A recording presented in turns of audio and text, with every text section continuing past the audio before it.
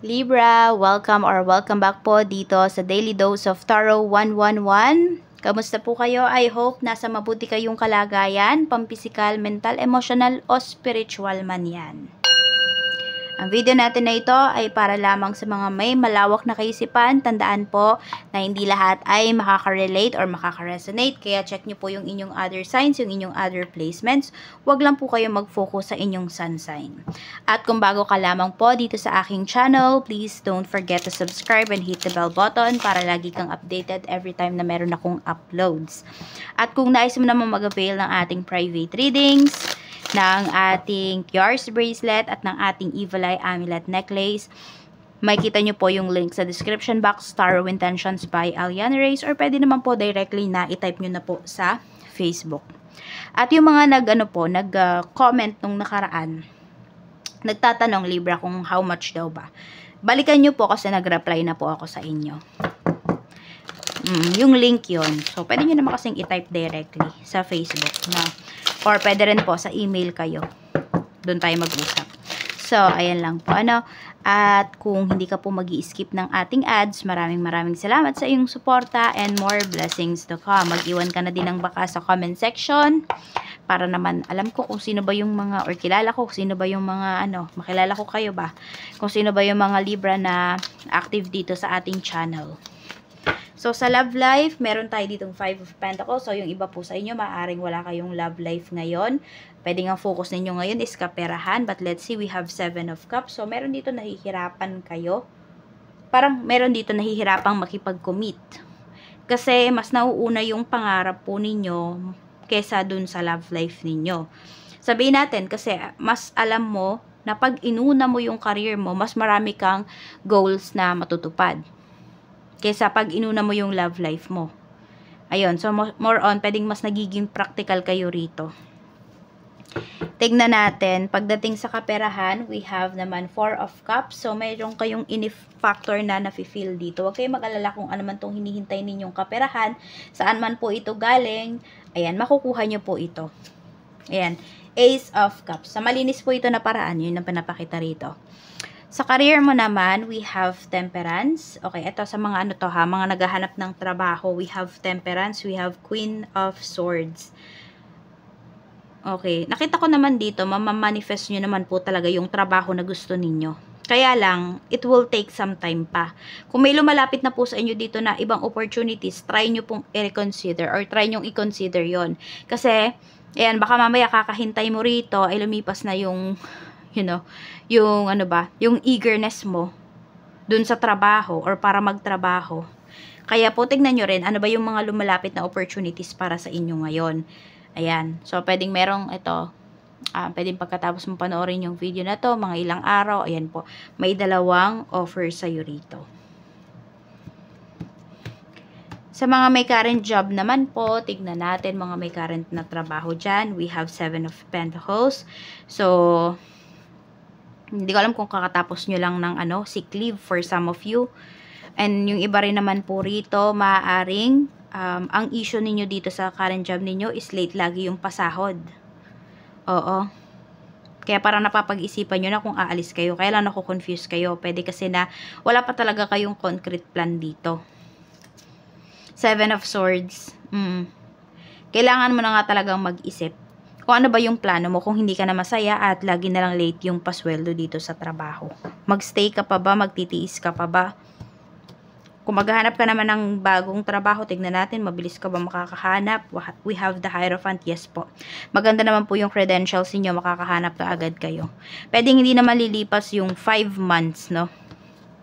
Or pwede rin 5 weeks to 5 months na hindi kayo makakahanap ng trabaho or hindi kayo mahahire. Sa business naman po, we have 3 of Pentacles. We have 10 of Wands. So, napakaganda po ng energy, pagdating dito sa inyong business. Good problems po ang mga paparating. Ibig sabihin, marami kayong sales. 6 of Cups. Tapos, marami pa dito, madaming babalik na mga old clients mo. Ibig sabihin, mga suki mo, mga magsisibalikan to sa'yo. 3 of Wands. Tapos, ito din, pwedeng mas lalawak na yung nasasakop pa ng inyong business. Or yung sabihin natin, na-accommodate po ninyo na mga kliyente. So, maraming satisfied po dito pagdating sa inyong business, kaya binabalik-balikan po talaga kayo. Sa health mo naman, we have Ace of Pentacles. So, meron dito parang need nyo ng mag-maintenance. Or meron kayong iinumin na gamot dito, baka may bukol-bukol po yung iba sa inyo, sa inyong katawan. So, ayun. What I mean is, kung may bukol, pwedeng hindi po naman siya cancerous. So, pwedeng madaan pa. It's either sa gamot or sa operation. Kaya agapan nyo po. No? Kung meron na kayong nararamdaman, may nakapana kayo, agapan nyo po agad. No, wag nyo isa-sacrifice daw ang health ninyo.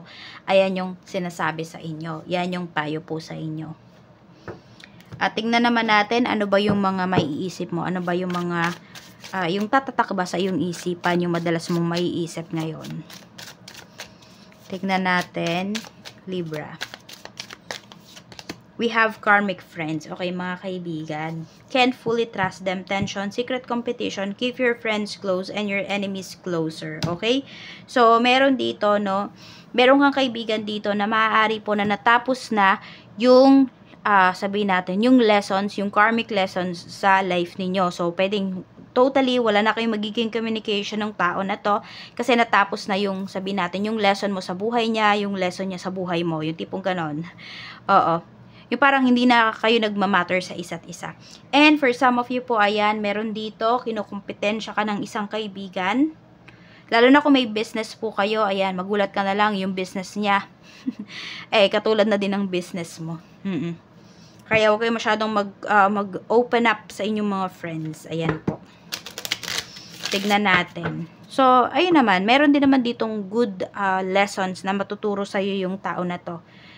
Hindi naman kasi lahat ng, sabihin natin, diba, karmic is, karmic may matututunan ka talaga dyan eh. Okay? So, ayun, may matututunan ka naman dito from this relationship pagdating sa kaibigan mo. Tignan natin. Mga mararamdaman mo naman. Ano yung mararamdaman mo? We have the Hermit. So, mas gusto mo na lang mapag-isa. Mas gusto mo mag-focus sa life mo ngayon. Sa sarili mo. We have Three of Swords. So, iba sa inyo, broken-hearted. So, may mababroken heart dito. No?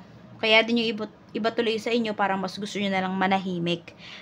More on, ayaw nyo nang magkwento kung ano ba yung nararamdaman ninyo. Kasi feeling mo, wala namang nakakaintindi. At yung iba naman po sa inyo, maaaring nagkikwento kayo because nadadala lang po kayo ng inyong emosyon. Tapos, baka pag humupa na yung tension, humupa na yung emosyon, bawiin nyo lang din po yung inyong mga sinabi. So, yan, pwedeng may mga natututunan kayo na ganyan, na hindi pala lahat dapat binobroadcast, hindi dapat lahat kinikwento, dapat pala manahimik kapag emosyonal.